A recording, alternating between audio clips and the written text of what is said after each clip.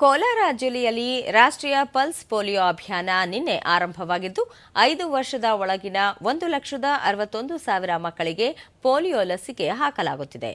778 ಲಸಿಕಾ ಕೇಂದ್ರಗಳನ್ನು ಸ್ಥಾಪಿಸಲಾಗಿದ್ದು 3,075 ಲಸಿಕಾ ಸಿಬ್ಬಂದಿ ನಿಯೋಜಿಸಲಾಗಿದೆ.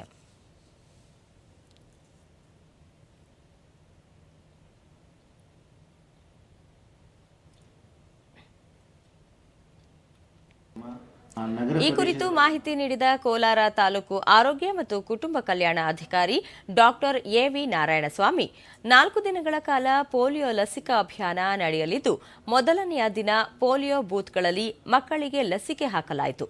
ಉಳಿದ 3 ದಿನಗಳ ಕಾಲ ಮನೆ ಮನೆಗೆ ತೆರಳಿ ಮಕ್ಕಳಿಗೆ ಲಸಿಕೆ ಹಾಕಲಾಗುವುದು ಎಂದರು. ವಲಸೆ ಕಾರ್ಮಿಕರು ಹೆಚ್ಚಾಗಿ ವಾಸಿಸುವ ಪ್ರದೇಶಗಳನ್ನು ಗುರುತಿಸಲಾಗಿದ್ದು, ಇಲಾಖೆಯ ಸಿಬ್ಬಂದಿ ಅಲ್ಲಿಗೆ ತೆರಳಿ ಕಾರ್ಮಿಕರ ಮಕ್ಕಳಿಗೆ ಲಸಿಕೆ ಹಾಕಲಿದ್ದಾರೆ ಎಂದು ತಿಳಿಸಿದರು.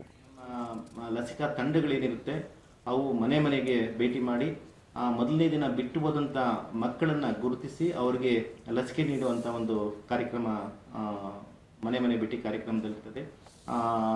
ಕೆಲವೊಂದು ಬ್ರಿಕ್ಲಿನ್ಸ್ ಇರ್ಬೋದು ಅಥವಾ ವಲಸೆ ಬಂದಿರುವಂಥ ಗುಡಿಸಲು ಹಾಕ್ಕೊಂಡಿರುವಂಥವ್ರು, ಆಮೇಲೆ ಕನ್ಸ್ಟ್ರಕ್ಷನ್ ವರ್ಕ್ಸು, ಈ ಕೆಲವೊಂದು ಏನು ಮೈಗ್ರೇಟರಿ ಪಾಪ್ಯುಲೇಷನ್ ಇರ್ತದೆ.